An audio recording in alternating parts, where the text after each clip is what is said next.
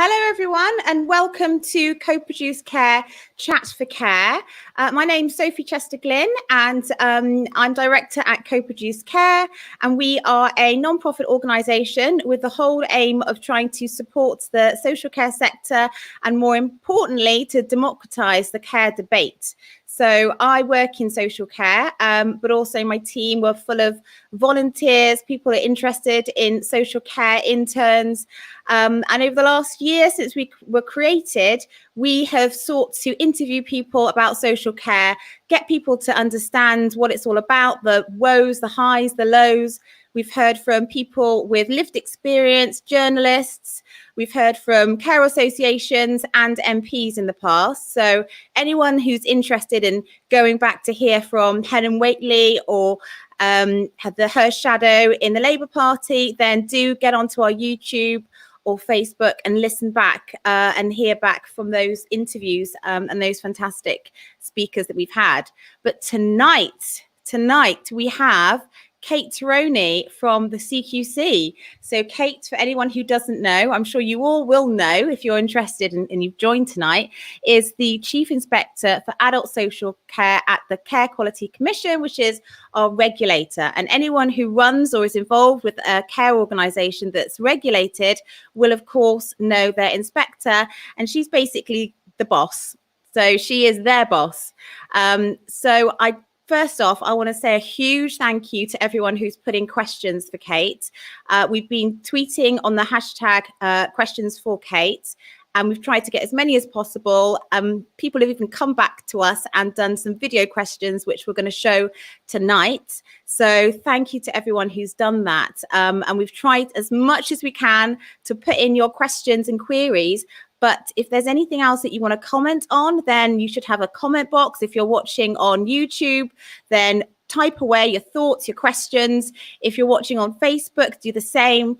And actually, if you want more of your colleagues to come and ask Kate a question, then share the link. And as I said before, we're a non-for-profit organisation, and a lot of us are volunteers, and we don't ask for any money or any support apart from if you could like our page or subscribe, even better.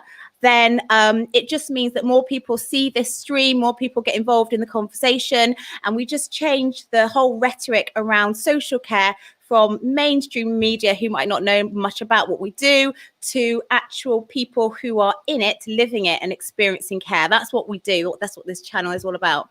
So you are probably super bored of me chatting on, but I'm going to do something different from what I normally do. And I just want to go through some of the things that we're going to cover tonight. So we're going to be discussing a whole host of things, but particularly this morning on the news, there was a report that came out by the Public Accounts Committee. And the Public Accounts Committee is actually appointed by the House of Commons. So that's really within the government there, and they scrutinise public spending. And they found that the government had acted negligently, if I could say that word, in relation to social care during the pandemic. So we've got a bit of a video here to show if anyone missed that clip. I don't know if we can play it. Video on Public Accounts Committee. Team in the background. Slow, inconsistent, sometimes reckless, and even negligent. The damning assessment of the government's approach to social care during the COVID-19 crisis, published today by the House of Commons' own spending watchdog, the Public Accounts Committee. Its report says the pandemic has exposed the tragic impact of years of inattention, of funding cuts, and of delayed reforms, all of which, it says, have left the social care sector as a poor relation to the NHS. The impact on social care and care homes was an afterthought.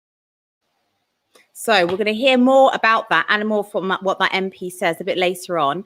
And then the other thing that we wanted to kind of highlight, and this is the whole reason why we thought of having Kate on one of these live streams, was, of course, we wanted to find out almost a kind of response to what was talked about by the Prime Minister a few weeks ago. And if anybody missed that, we have a bit of a reminder, a clip from the PM. I think we discovered too many care homes didn't really follow the procedures in the way that they could have, but we're learning lessons the whole time. So we're going to be asking Kate what she thinks in terms of, is that what they've been finding out from their ESF calls with providers or not? So without further ado, I'll welcome Kate into the stream. Hello, Kate. Thanks for joining us. Hi, Sophie. Really pleased to be here. Lovely to have you on. And I just think it's fantastic with everything that's going on that you are reaching out and being interviewed by us. This is directly, you know, we've got people who are service providers, people who are registered managers, who are able to ask questions and talk about what they do directly to you tonight. So really, really appreciate that. So I thought I'd start off. Obviously, you've been in the post, is it about 18 months now? About 16 months. 16 months. And obviously, Andrew Sutcliffe, who was the previous Chief Inspector of Adult Social Care, had the sort of mum test. What does care mean to you personally? So I've spent my career in social care. So early on in my career, working as a care worker, training as a social worker, and then 17 years in local government, going from social worker to director of social care. So social care is in my blood, and what that means to me is that means empowering people having choice and control. I am passionate about Think Local's Act Personal's I statement. So how we view the quality of care through the lens of people who receive care. And in terms of how we regulate, I'm really keen that we regulate through that lens as well. So we look at how joined up health and social care is to ensure that people get good outcomes. Brilliant. And we're going to go on to the whole person-centred remit that CQC has in a minute. But just for anyone who doesn't know, maybe who's new to this, who maybe doesn't really understand how the regulator works or their remit, what is CQC's remit, and does it cover the whole of the UK or just England?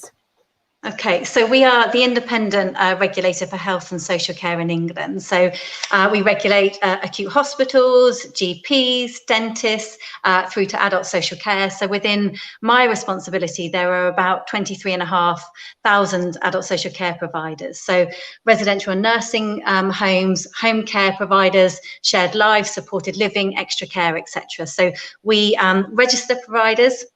We monitor them, we rate them, we occasionally take enforcement action as and when needed.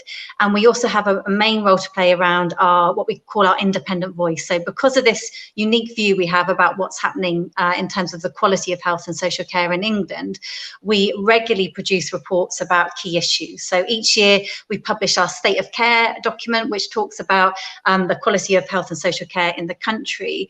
But also we, before COVID, we released a really important report about sexual empowerment and sexual safety. We did some work last year, and we will be publishing in September our work around restraint, seclusion and segregation. So in addition to regulating individual providers, we also use our position to talk about what is going on out there in health and social care and where we need to see action happening. Great, thank you. That's a really good summary. So I wonder if, sorry, people, just to let you know, there's got Tobias in the background who's helping me with these clips. So Tobias, could you bring up the picture on the HSC Act? So I think sometimes people get confused with what CQC's objective is. So we thought we'd go back to the Health and Social Care Act, which kind of created CQC as it is at the moment.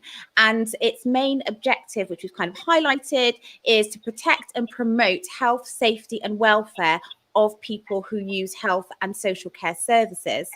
Thank you, Tobias. So obviously we've had COVID-19 and the whole world has changed. How has COVID-19 impaired your ability to fulfill that statutory objective?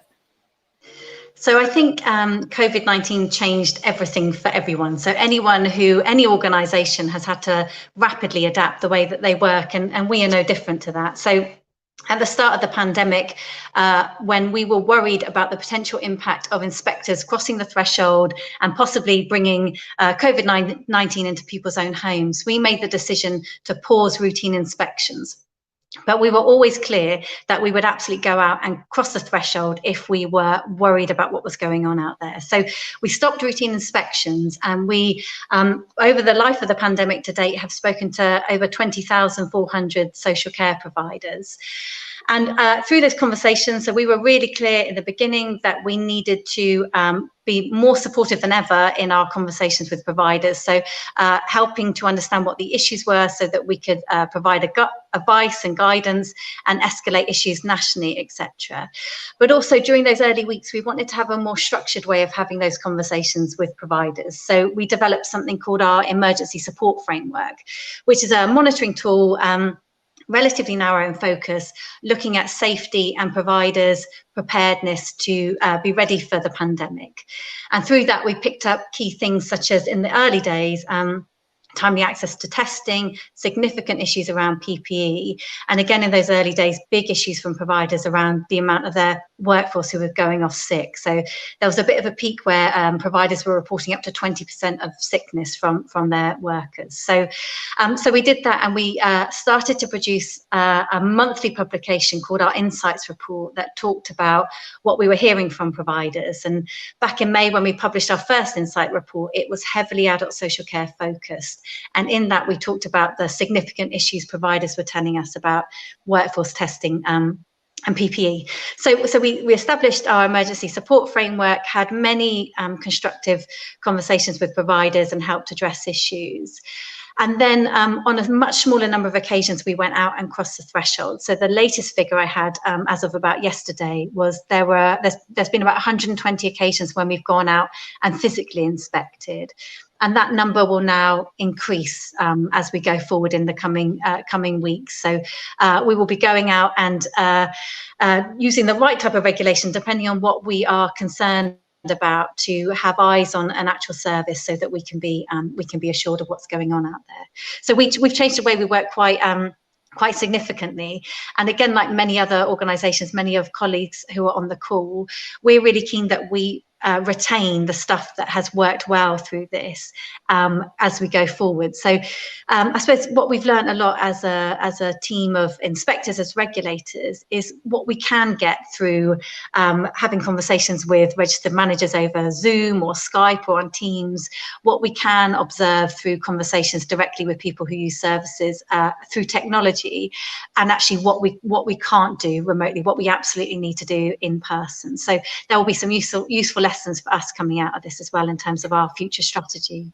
Thank you. Do you feel in your insights reports or discussions with government, do you feel that they're listening to what CQC has to say? I think there are a number of examples where that has happened. So the testing and PPE is a lot better than what it was. That's not to say that for everyone who is listening in on this, they would say that it's exactly where it needs to be. We called having analysed the impact of COVID-19 on adults with learning disabilities and autism. At the point that testing was predominantly being focused on care homes, we were able to share the data that we had about the impact on that group of people. And between about the 10th of April and the 15th of May, we saw a 134% increase in the deaths of adults with learning disabilities and autism. And on the back of that, we called for the expansion of testing to that service user group. And the government then extended testing out to care homes for adults of working age. And we are on the brink of that also being extended out now to adults in supported living services, which is something that we're really keen to see happen. Yeah, that's really good, because one of the questions that we had that came up a lot on the Facebook groups was about what's happening with supported living and how that can be included. So it's good to hear that something might be coming in terms of support from the government for that sector, or that part of the sector. In terms of the Prime Minister's comments, obviously you've said you've done thousands of those ESF calls, which is really impressive. Are you finding that providers aren't following the procedures like he intimated, or are you seeing something different on the ground? So I think it would be fair to say, and I think if a provider was sitting here responding to that, they would talk about the different guidance that was issued in rapid succession in the early days with a different emphasis. And I know from my inspector conversations with registered managers that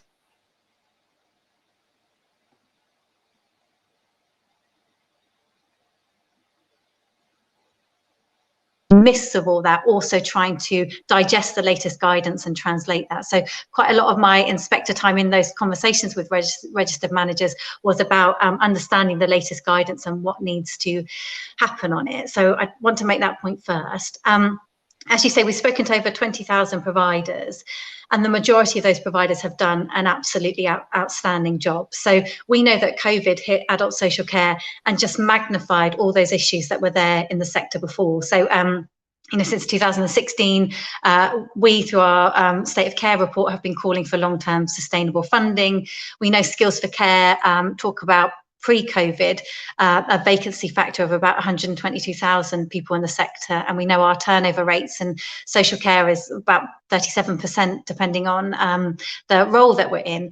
So we had enormous challenges coming into this. And actually the fact that social care has weathered the storm as well as they have in light of those challenges is just testament to the workforce, absolute testament to the workforce.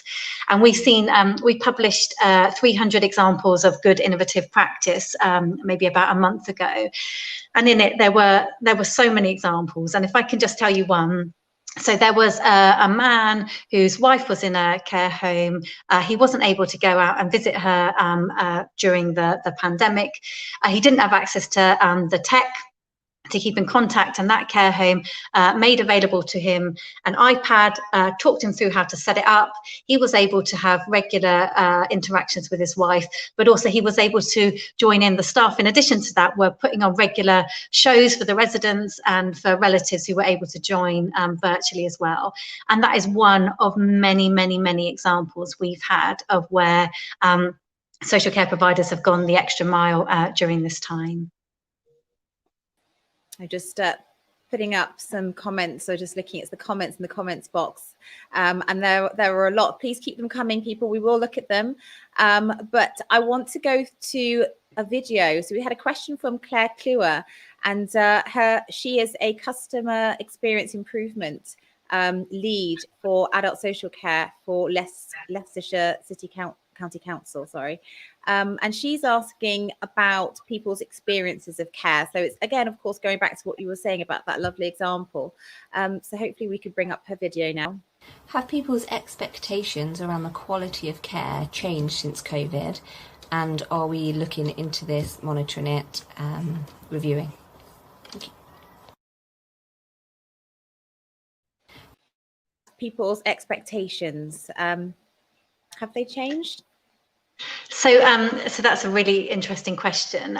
We always are really keen to hear directly from people who use services and their family members. So we have something called Give Feedback on Care, which is where people can go directly to our app or online and share their experiences about the care that they receive. And we're really keen to not just hear it when it's not working well. We want to hear the good examples as well as the mixed examples. And because during COVID we were crossing the threshold less, and my inspectors were not going out as regularly, it became even more important to hear directly from people who are receiving care about the quality of that care. So about 2 weeks ago, we, along with Healthwatch England, launched our Because We All Care campaign. And the reason why we did that is we did some research that found that 2/3 of people, we found that 2/3 of people were more likely to give feedback on the quality of their health and care since COVID.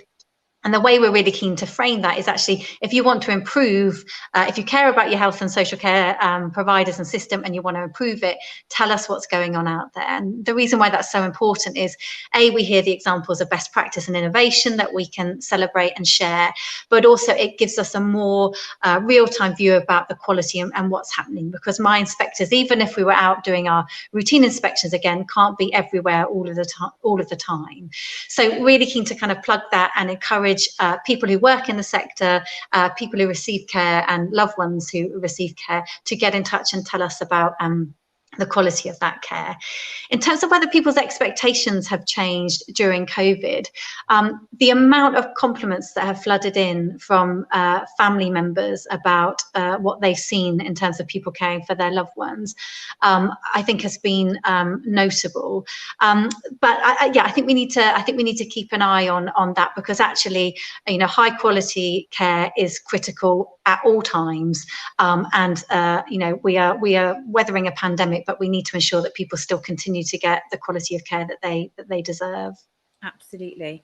I'm going to go to, before we go on to the next part about talking sort of outside COVID.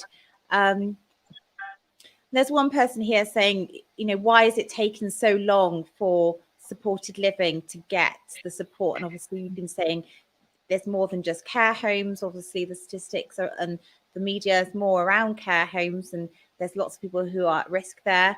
I don't know whether you have any views on why generally supported living gets sort of like further down the pecking order when it comes to support. Is it just that people just don't know about it enough, so they're not lobbying for it, or is there anything else behind that?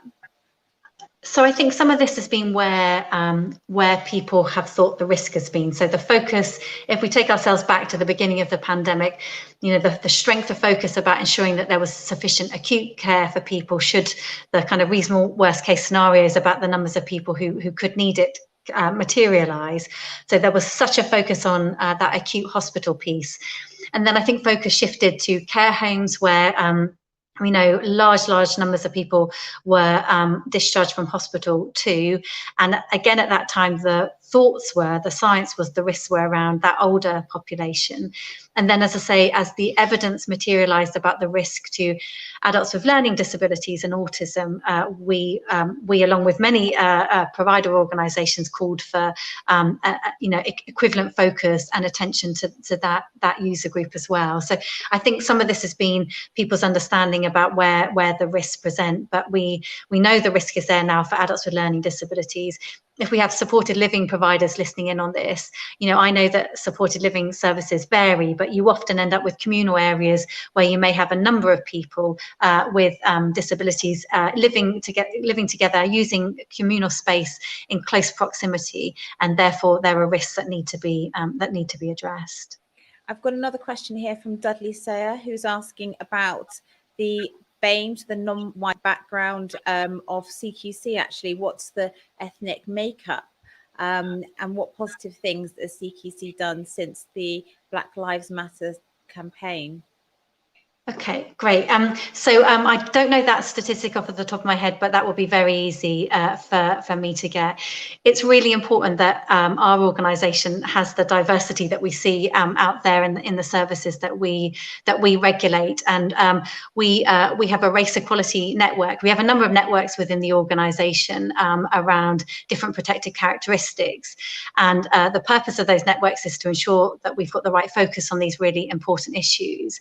And the chairs of those networks, so they're usually made up of frontline staff, so inspectors and other people in other parts of our business.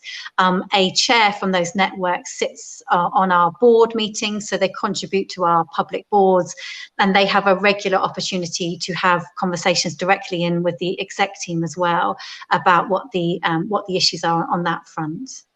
Great, thank you for that. Hopefully, Dudley, that answers your question, but do feel free to follow up with another one, and do keep your questions coming. So I want to move on to social care sort of outside of COVID. And, you know, not all providers are going to be doing all the right things all the time. That's the whole point of CQC, I suppose, is to pick out when there is inadequate or poor practice, as well as celebrating really good standards and good practice. But I remember coming back to those comments again, people who don't know social care, they were thinking, well, are they doing a really bad job? Have they always done a bad job? But have you got any idea of just generally when you are inspecting services, obviously you are going to have to close some just generally if there are really poor standards, but presumably the majority of services are good or outstanding. Is that what you're seeing, or that's the general makeup of social care? So before COVID, 84% of adult social care providers were good or outstanding. And there's nothing to say that would have changed during this time. I think it's important to note that when we are going out and crossing the threshold, we're going out to those services that we're most worried about. So those 120 that I've referred to, and we have a number of inspections planned in the coming weeks. Those are services where there may have been a history of poor quality, or an absence of a manager, or we've had a significant number of whistleblowing or safeguarding alerts. So we are going to be focusing on going out to services where we are more worried about in the coming weeks and months, which means that for me, it's so important in social care that we get the narrative right. And the narrative is 84% of providers are good or outstanding. Social care has survived in exceptionally challenging circumstances without the resources that we know it needs. But there is likely to be some focus in the coming weeks and months as we do go out to services where we are worried, and we may need to take action to keep people safe. So again, our focus is always, how do we support the provider to improve the quality of care? Because the last thing anyone wants is for people to have a change in their provider. It's people's own homes. So the focus is on improvement, but in some occasional circumstances, we need to take action.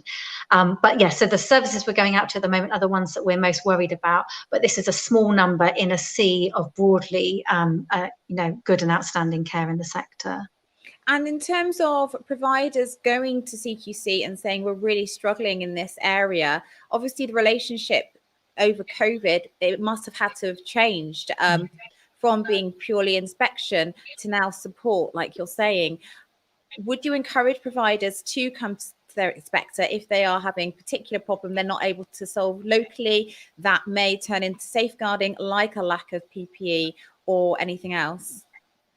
So that has happened a lot over the last few months. So in those supportive conversations between inspector and provider, issues such as access to PPE has been brought up, and in kind of a bit of a joint effort, there's been support either through local resilience forums. We've had examples when an inspector supported a provider to lend another provider PPE. We've escalated issues at regional escalation groups and up to government. I mean, what I'm really keen, so I had a session like this with about 1,000 providers a couple of weeks ago, and about 800 of them were adult social care providers. And I said to them, what did you think about your emergency support framework conversation? And for those providers who had it, they said they welcomed the emphasis on support, that it had a different tone to it. And this is the sort of thing that I would like us to retain going forward. So because my inspectors are not out traveling around the country, they've been spending more time having conversations with providers, talking to local authorities, talking to clinical commissioning groups, and building those relationships. And I really want to see that maintained. So I would like providers to have that relationship with their local inspector. And I think some do, but I would like that to be consistent across the country, where if we come out of COVID, when we come out of COVID, the ability to pick up the phone and say, I'm thinking about doing this, or I'm worried about that, and to have that kind of adult to adult conversation where we are there as a support, we can help signpost, we can help provide guidance where appropriate. And yeah, so that's what I want to see happen going forward. So there you have it. Use the CQC, your inspector, as a mode of support, and presumably that's why you called it the support framework rather than online or phone inspections, like it could have been called. Yeah. People were a bit confused about that, but mystified by it. But it's that makes a lot of sense. Okay, so just moving on now to a second clip that we have from the Prime Minister, and it's in connection with some of the reports that came out on Monday. So we've got a clip here when he's talking about how the future of social care and the care sector and how it might need to be properly organised. So can we play that clip, that second clip? We'll also be looking at ways to make sure that the care sector long term is properly organised and supported, so that absolutely crucial part of people's lives is properly cared for. Great. And the reason we bring up that is that was 3 weeks ago, and then earlier this week, The Guardian published a report that, I mean, wasn't agreed by the government. The government agreed this was happening, but suggesting that the NHS will take over organising care from the local authorities. So we were just wondering, to what extent have you heard rumblings of this, or would CQC get involved in any type of reorganisation of how social care is organised? And if you are sort of privy to these conversations, what kind of input are you able to have in terms of informing whether that would be a good idea for people who are supported or not? So no, I'm not privy to those conversations, and I am really keen that the reform the sector has needed for considerable time, along with the right funding, is addressed as soon as possible. So I am really keen about that. I am really keen that people understand that health and social care are two halves of the same whole. And actually, if you support one part of the sector and don't adequately support the other, then that will fall down. I'm really keen that join up is critical. However, some of the things that I love and I think we value about social care is that premise of choice, that vibrant market where people can make decisions about where their care should be provided, that kind of control that people should have about the ability of having their own budgets and deciding where they should spend that budget to meet their assessed eligible needs. So I'm really keen that we're still in the middle of a pandemic. I'm really keen that we don't jump to decisions about what social care should look like in the heart of it. I'm really keen that we do make progress on there, but conversations such as a nationalised care system or the NHS running social care, I don't think now is the time to be making those sorts of decisions. Now is the time to commit to a time frame to have that social care reform piece of work happen and have that decision about long-term funding for social care. And I'm sure a lot of people would agree with you on that one. So someone else asked about leadership and messaging from the public sector and public sector bodies, and they said that during the pandemic they felt that there hasn't been enough support for social care. So the quote here from someone was, "No one has stood out to represent adult social care and defend the sector." So I was just wondering, how do you feel CQC has represented social care, and do you think this might change in the future, especially as we might go into a second wave? So again, I think social care by its very nature has that distributed leadership. So we have a number of fantastic trade associations. We have service user-led organisations. We have the regulator. We have local government. So there are many voices on social care. I think we endeavour to come together on key messages. I think we could probably do more. I'm not sure. So there's been talk about should there be a single head of social care, and again, I'm just not sure how that ties up with the way that we work in social care. So if you think about people with lived experience sitting side by side with a professional, how would that work? As I say, we've got that distributed leadership. So I think a lot of people have been talking about what matters to social care. I think we sometimes struggle to get the airtime that we need as a sector, but noting we've had more now than probably any of us can remember in our careers, and it's really important with that focus on social care. We're talking about it in the way that we want. So we're not talking about the issues with all the time about the issues with care homes and testing and money deficit, but we're also talking about how good quality social care can enrich people's lives. And actually, good quality social care often supports people to never come near the health service. So don't just talk about social care as an adjunct to health. It's a whole offer out there to people who aren't regularly accessing health. So I think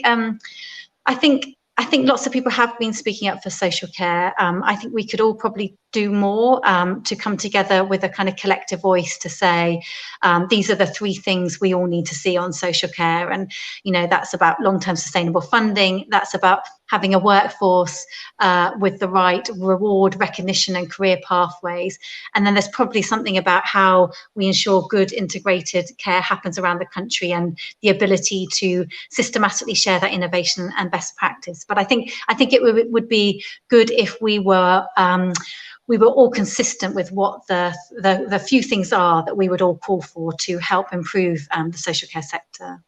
And I mean, you've said so many lovely positive things about social care, and you've got all the facts about actually most providers are providing either a good or outstanding service.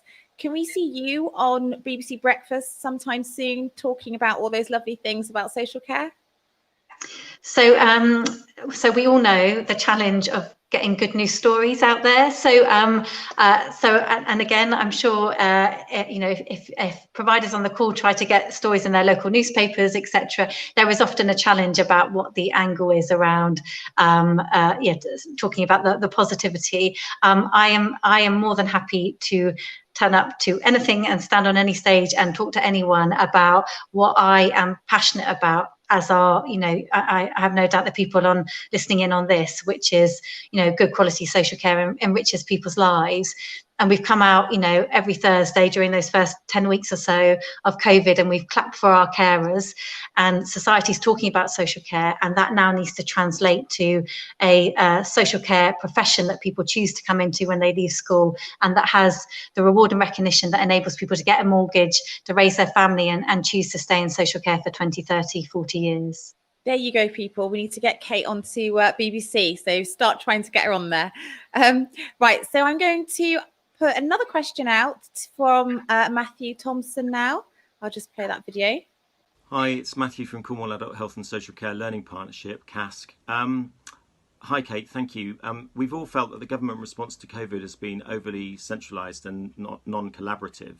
Would the CQC be willing to be more flexible in the way it works with local authorities, local care providers and local care workforce development partnerships, so that we can make more of what we've got and find new ways of working? So that's similar to what you were saying before about people coming together and yeah, working. Yeah. So two things. I think one, I think we should not lose our ambition to continue to, as effectively as possible, pool the knowledge we have within a place about what is going on in terms of health and social care. So huge amounts of fantastic information sits with clinical commissioning groups, local authorities, care provider alliances, and with us as a regulator, just to name a few. And we all have a different view of what's happening in that patch. And we've seen significant improvements during COVID about the sharing of that information, so we have the most up-to-date view about what's happening. And again, I want to see that retained. If I can just say as well, so most people, so there'll be a whole chunk of the population who only access a health or social care provider from time to time. So if you're fit and healthy and you go to your GP once a year, you're probably interested in what the quality is of your local GP practice, and it may stop there. But actually, if you are an adult with complex multiple health conditions or an older person with dementia, you might be interested in how all the different professions who support you, how they are working together to ensure that you have good joined up care. So you may remember, some of you, that a few years ago we undertook a series of local system reviews to find out where parts of the country are working really well together to provide that joined up care. And we produced a report called Beyond Barriers that talked about the ingredients for good joined up care.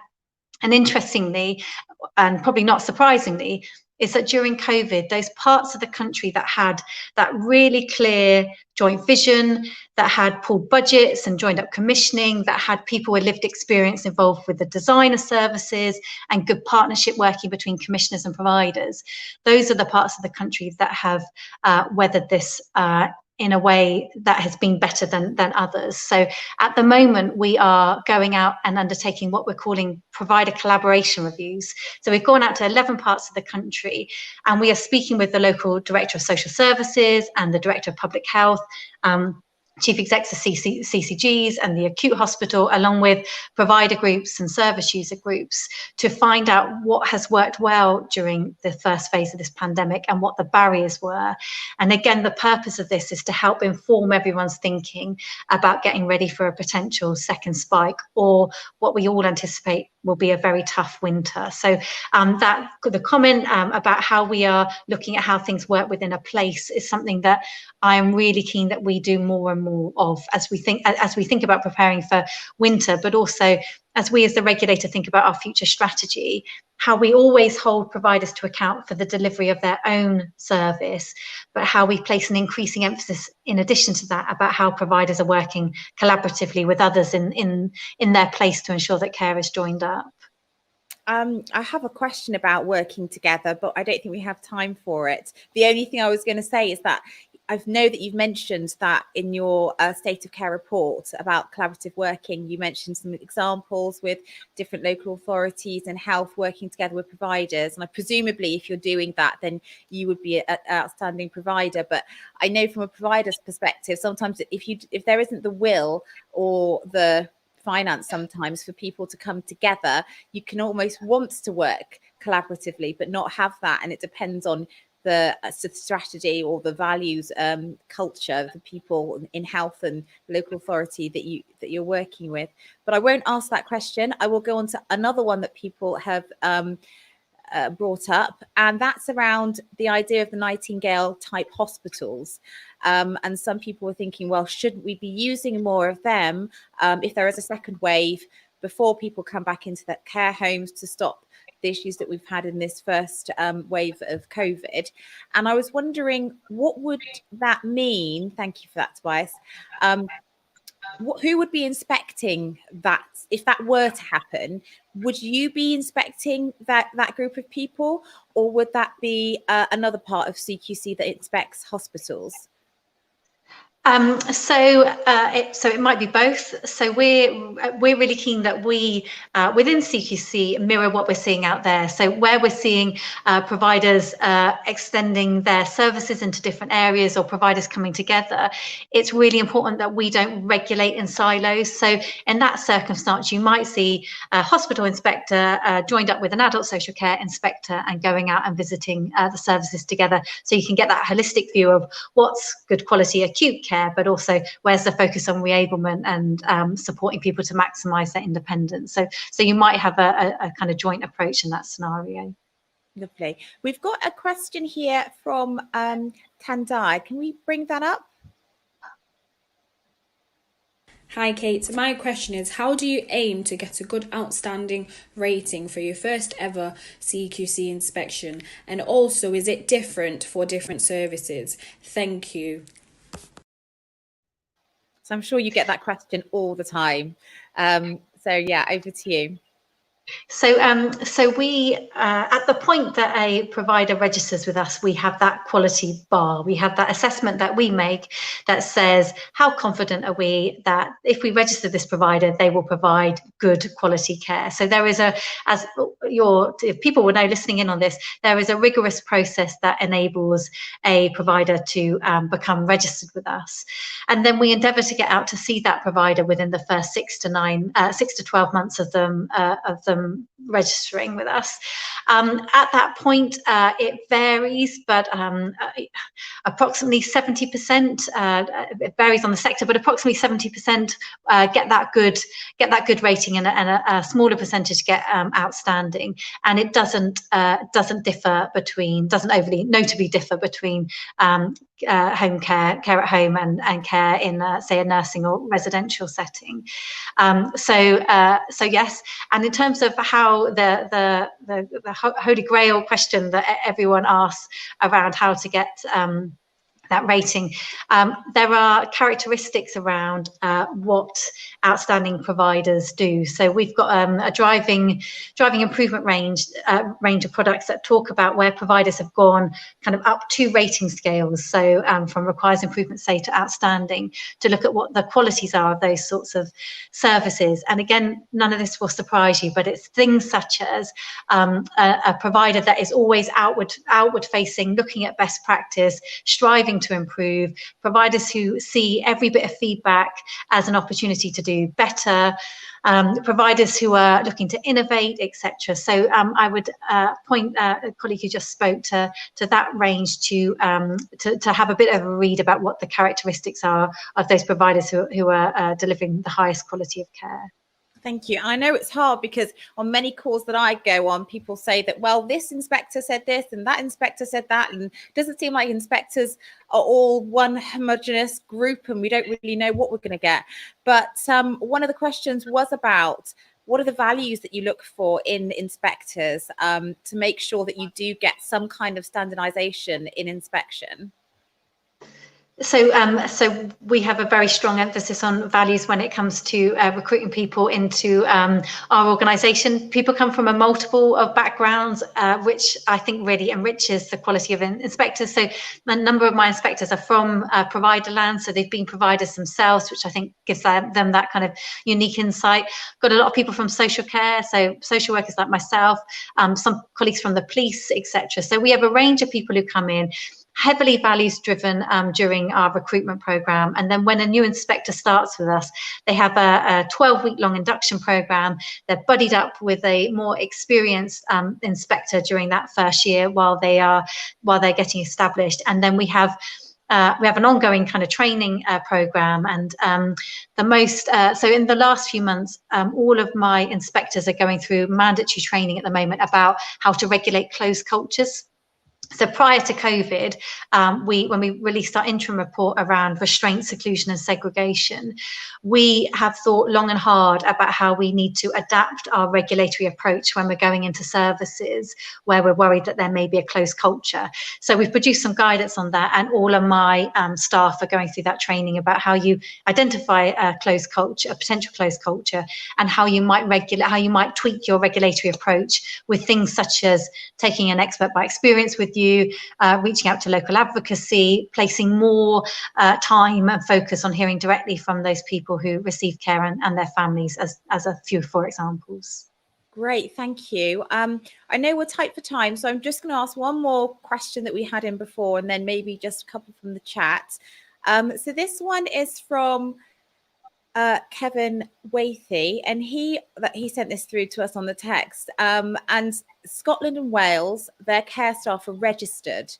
So he was thinking, is there a place for the social care staff in England to also go down the registration route? And I suppose that goes towards thinking about people feeling valued, what you've just talked about. Presumably that's something that CQC might be involved with, but in general, what's your views on registration of care workers? So the achieving having a valued workforce with career pathways and the professional status that they deserve is incredibly important and needs to happen. I think there are lots of mixed views out there about whether this is the right way to go. So if I think about other colleagues in the sector who have anxieties about should such an approach be taken up here, whether there would be any potential about that being an additional barrier, or people perceiving that as a barrier for coming into the sector. And we know the significant challenges we have about recruiting people in the first place. So not adverse to it. I really welcome any solution that provides that reward, recognition and status, but just noting other colleagues who represent the social care workforce that they have expressed concerns about it potentially being perceived as harder to get into the sector should that be in place. But I'm happy to be involved with those conversations when they arise again. So Isaac is asking, do you see a reorganisation within the CQC as we're moving towards more remote working in the long run?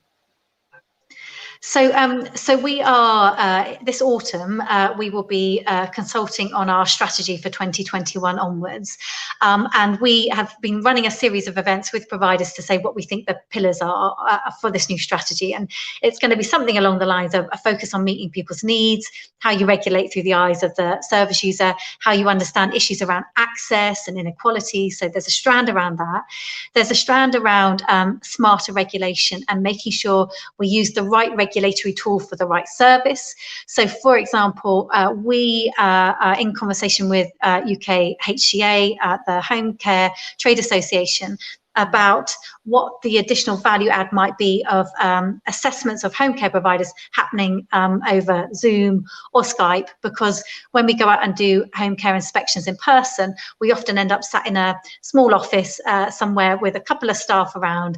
And actually the question we are interested in exploring is, might we be able to spend more time conversing with people who are receiving care in their own homes, talking to staff who are not on site to find out about how they find working for the organisation and the quality of care they're able to provide. So there's a strand around how do we need to adapt the way we regulate, and how do we embed lessons learned from COVID-19. There's a strand that I'm leading on, which is around driving improvement. And very much exploring what our role should be around driving improvement. So at the moment, we produce a product every so often that says this is how services improve. My inspectors will say, and I've heard from providers, that there can be that improvement relationship between a registered manager and an inspector. But actually, should we be more formally in the space of improvement, and what might that look like? So there are big conversations at the moment about how we should ensure that we're an agile regulator that's relevant to the changes that are happening out there, and those conversations will continue happening as we form our new strategy. Great. And I noticed there's a watch party on Facebook, and they've been asking a bit, going back to what we were saying about testing and how that's coming. Will that come through for home care? And also about stopping payments, so paying by minute really for care services. So if Jane or Colin from UKHCA were here, and I don't know whether they're on your chat, but they have made it very clear, and I'm sure this would a number of you this might chime with. So they would say to me, you regulate providers, you don't regulate commissioning. And actually, the way that providers are commissioned has a massive impact on the ability for them to provide quality care. So Jane will talk about commissioning by the minute and the impact that has on home care providers with providing high quality care. We do not have legal powers to regulate commissioning. Our local system reviews so there was an exception provided for us to be able to do that and to comment on commissioning. Our provider collaboration reviews are our opportunity to talk about how the way services work together impact on the quality of care that people receive. But it is something, it's something that I hear. I think there's a question for me about whether there should be more in how, when we're writing our inspection reports, whether we comment on what we're seeing as being the impact of the approach, about how those services are purchased in terms of how that provider is able to deliver quality of care. But I am aware that it's a topic that people feel very strongly about, and we do what we're able to do within the kind of the powers that we have as the regulator at the moment. Absolutely. And maybe you need more powers. That's the thing. But then you don't have the power. Maybe you need more powers. And we've talked a lot on this show with people like Toby Lowe and other people who talked about a different way of commissioning. But if you're not regulating and looking at the whole sector, and it's a very fragmented part, you're only going to get part of the picture. So it does seem very much like we haven't got the full picture in terms of regulating social care. But maybe we will in the future. I'm sure that there's a petition out there somewhere to do with that. And I just wanted to pull up, I think this is Citizens Lab. So in terms of people getting involved and people participating and getting their views back to CQC and to you, Kate, is Citizens Lab one of the best ways or to do that in terms of providers feeding back? Obviously, they've got their inspector as well. Yeah, so hearing directly from providers is incredibly important. So we do a lot of co-production within the CQC in terms of regular meetings with providers and stakeholders to share thoughts about emerging thinking or maybe things that we're going to do around our independent voice activity. But those are still, even though we do it a lot, there are a lot of providers out there. So Citizens Lab is a great electronic way of getting involved and sharing your opinions on things that we're doing. So it would be great, Sophie, if we could get that link shared with listeners as well. Yeah, we will do.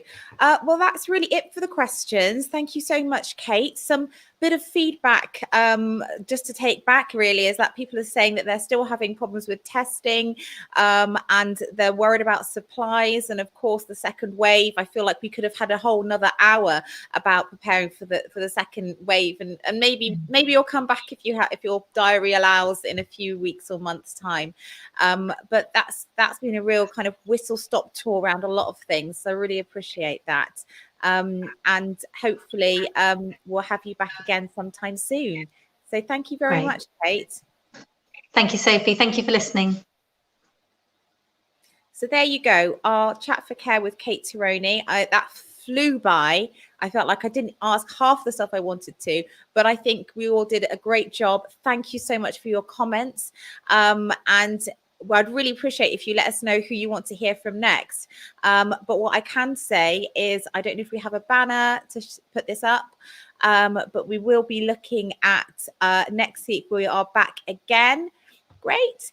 We have Martin Routledge, Director of the Coalition for Collaborative Care, and Anna Severite, who is expert by experience, co-chair, and also just a huge advocate for what social care needs. And I'm really looking forward to a conversation with both of them. We're going to have a prep call on Friday and go through some themes. So very much like, share. If you're on Twitter, then you can just follow our page. If you're on Facebook, then like, and if you're on YouTube, then subscribe and click on the bell, and then you don't have to do anything else. You'll just get notifications of when we go live with that. But really looking forward to a conversation with both of those. They're huge advocates. Anna has spoken on various committees trying to help MPs and people who can make all the changes to understand the lived experiences of people. And Martin is forever advocate for care, really, and personal experiences. And of course, I think he plays the guitar or sings or does something like that. So I'll try and get him to sing us out next week. But thank you everyone for coming on our Chat for Care. Follow us on Twitter, of course, and on our website you'll find out more about what we're doing. We are looking for people to participate in a survey. What we want to do going forward is a bit of an open letter to MPs to talk about what the workforce needs. So we're going to be hashtag Act for Care is going to be what we're going to be talking about, and but we want to hear your views. That's the main point. I don't want to do an open letter because this is what Coproduce Care thinks should happen. How do we support our workforce from you? What are the changes that need to happen from you?